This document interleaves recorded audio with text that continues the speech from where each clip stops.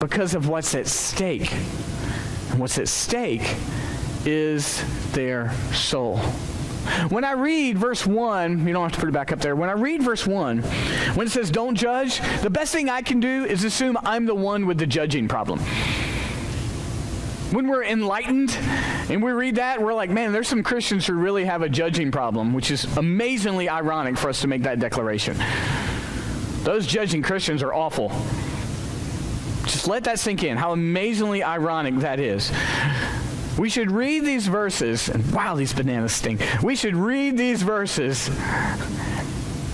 and recognize we struggle with either an active judgment or a passive judgment. And the repentance of our judgment is a side-by-side sharing of the gospel. The repentance of our judgment against other Christians is to turn side by side and say, I am as prone to legalism as you are. The repentance with the non-Christian is say, I am a sinner in need of grace as much as you are.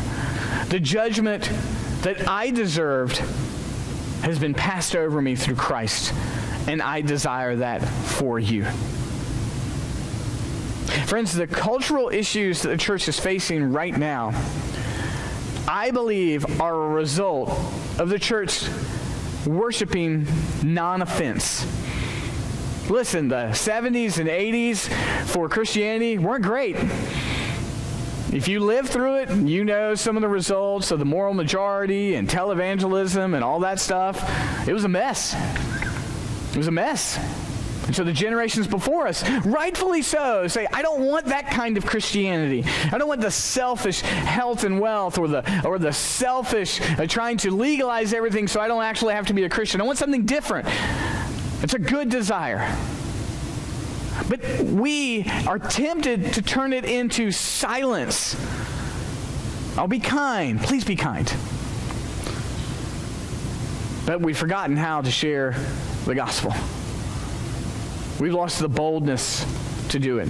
I had the wonderful privilege. Thank you for praying for me, everybody. I was at our Presbytery retreat, 5 presbyteries, 3 states. Just can't tell you the care it did for my soul. Thank you for everyone who prayed for me. From the first strum of the guitar, there were 45 pastors in tears, so desperately needed nourishment. So thank you for praying for me and enabling me to go. So the hardest question there for every pastor is the first question we all ask. So how's the church going? Oh, goodness. Like, how do you even answer that? And then how are you honest? You're either overly honest or you don't tell the truth or you have an opportunity. I probably asked 8 or 9 churches, like with compassion, like, is your church growing? Like, are you guys growing? And I mean growing like with like non-believers. I'm happy for babies and transfers, but like, is your church growing? And so, listen, this is as informal as a poll as you can get, right? And so we're part of the PCA. Take a guess out of the, I think it was 9 pastors that I asked. Take a guess how many of them were growing through new converts. 1.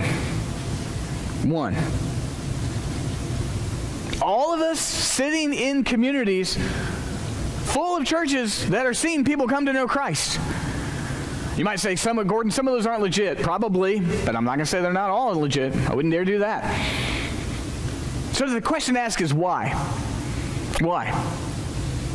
And the one church that was growing, I mean, they're a sample size of 1, so you got to be careful with this. But I was immensely convicted by it, and we're going to see what we're going to do with it. They had an evangelism program. They used Christianity Explored.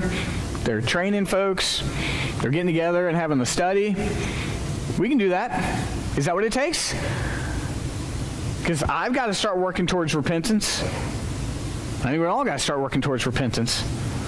Because God's been so good to us and so kind to us. Such a gracious group of people, a wonderful group of people, that the presumption on kindness that we've seen is we're just not sharing Jesus with anyone else. And I sit with you. I sit with you. I shared the gospel with someone 2 weeks ago, and it was alien.